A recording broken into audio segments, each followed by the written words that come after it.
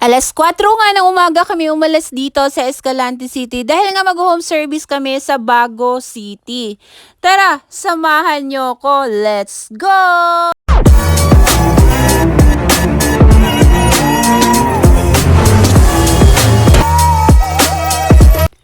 Anyway guys, pangalawang beses na nga tayo dito nag-home service kala Ma'am Rachel dito sa Bago City. Nakaraang last year ay ako rin yung nag-ayos sa buhok niya.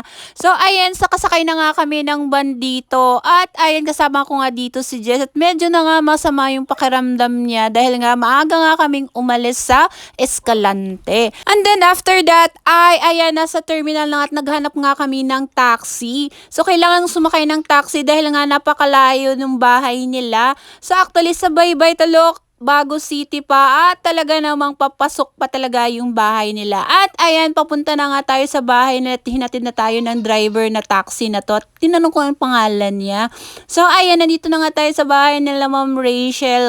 At ayan, ang cute ng baby niya. So anyway guys, ito na nga yung mga hair na ayusin natin. Ito yung sa kapatid ni Ma'am Rachel. Bali, apat nga pala sila nagpagawa sa atin. At hindi ko na nga rin nabidyohan yung dalawa. So ito yung nga yung mga gamit natin. Syempre hindi nawawala yung ating Wars Keratin Opti Straight para sa kanilang mga buhok.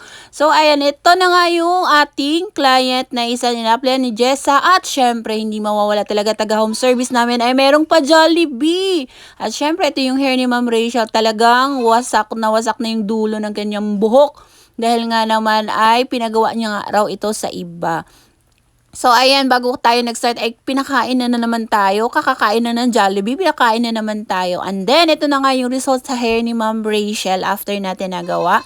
Then after that, ayan, kinulayan na rin natin at sobrang shiny at silky na nga rin ang hair nila. So Ma'am Rachel Parnosilyon, may-ari ng R. Prado Bakery. Maraming salamat sa iyo Ma'am Rachel at sa patip mo, sa pakain mo, grabe. Talaga namang babalik-balikan ka namin. At ito na nga yung sa sister niya at sa kay Ma'am Rachel. Sobrang ganda at shiny na ng kanilang mga hair. Anyway guys, thank you for watching. God bless you all and see you in my next vlog. Bye!